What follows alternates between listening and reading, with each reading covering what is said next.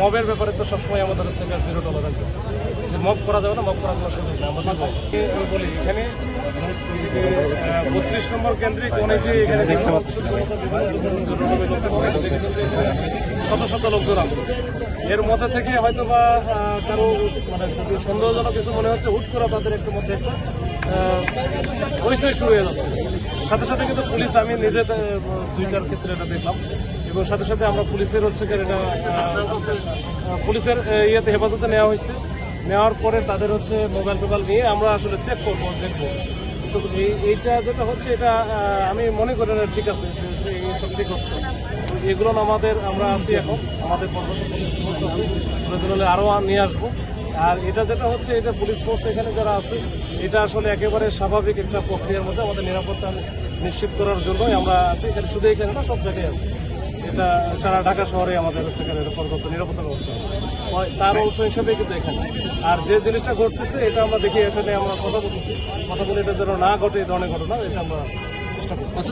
এটা এখানে আসলে সংরক্ষিত না, এটা সবার জন্যই উন্মুক্ত। বিকেলের দিকে হয়তো বা কি অবস্থা ছিল, এটা যে কেউই আসতে পারে, এটা নিয়ে সমস্যা নাই। এখানে যাচ্ছে, লোকজন চলাচল করতেছে। হয়তো বা আমরা অধিকত নিরাপত্তা নিশ্চিতের জন্য দুই পাশে ব্লক দিয়ে আটকানো আছে, যেন গাড়িটা না যেতে পারে, যেন এটা আবার নতুন করে অন্য কোনো ঘটনা যেন না ঘটে, ওইটার সতর্কতা হিসেবে। কিন্তু এমনি একেবারে এখানে কেউ ঢুকতে পারবে না এরকম কোনো বিষয় নাই, এখানে সবাই ঢুকতে পারবে না। এখনো পর্যন্ত যেটা আছে সেটা আমরা যাচাই বাছাই করবো, ঠিক আছে।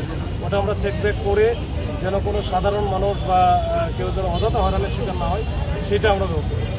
ওইটা আমরা দেখবো। এখানে তাদের কাছে মোবাইল আছে, মোবাইল ফোন আছে, বা অন্যান্য তাদের সাথে জিজ্ঞাসাবাদ করবো এই কাহিনী শুনে। যদি মনে হয় যে তারা একেবারে নিরীহ বা সাধারণ জনগণ, তখন তো আমাদের কোনো সমস্যা নেই। আমরা তাদেরকে পরবর্তীতে আইনগত যে ব্যবস্থা নেওয়া দরকার ছেড়ে দেওয়া, যদি সেরকম অবস্থা ছেড়ে দেয়। মবের ব্যাপারে তো সবসময় আমাদের হচ্ছে জিরো টলারেন্স আছে, যে মব করা যাবে না, মব করার কোনো সুযোগ নেই। আমাদের একটা আলাদা জিনিস, আর মবের মাধ্যমে দেওয়া যেটা বলতেছে সেটা ভিন্ন জিনিস। এটা হয়তো বা যখন এটা সন্দেহজনক মনে হচ্ছে, তারা মানে যারা এখানে অবস্থান নিচ্ছে, অনেক সাধারণ জনগণও আছে, তারা হয়তো বা প্রাথমিকভাবে তাদের কাছে সন্দেহ মনে হলে তার সাথে সাথে আমরা ইন্টারফেয়ার করতেছি।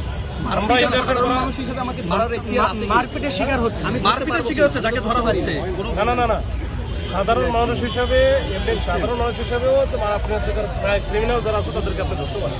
এটা অবশ্যই মারতে পারবেন, মারার সুযোগ।